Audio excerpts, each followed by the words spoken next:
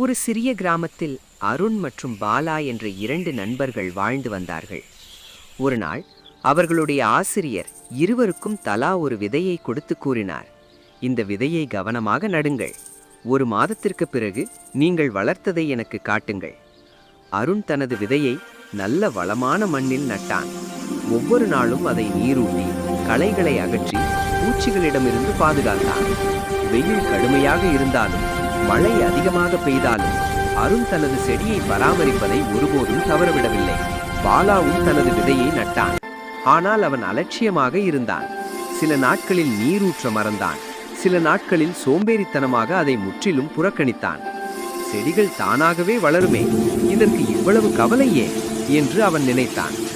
சில நாட்களுக்கு பிறகு அருணின் செடி ஆரோக்கியமான பச்சை முளையாக வளரத் தொடங்கியது. ஆனால் பாலாவின் செடி சிறிதளவு மட்டுமே முளைத்து விரைவில் உலர்ந்து போனது. ஒரு நாள் கிராமத்தில் கடும் புயல் வீசியது.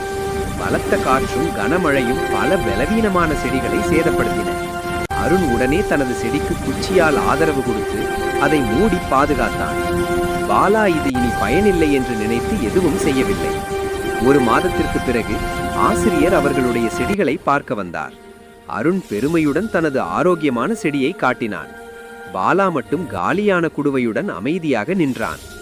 ஆசிரியர் சிரித்தபடி கூறினார், அருண், உன் செடி வளர்ந்ததற்கு காரணம் உன் கவனம், பொறுமை மற்றும் பொறுப்புணர்வு.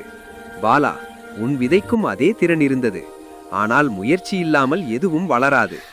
பாலா தனது தவறை உணர்ந்து கூறினார், இப்போது எனக்கு புரிகிறது.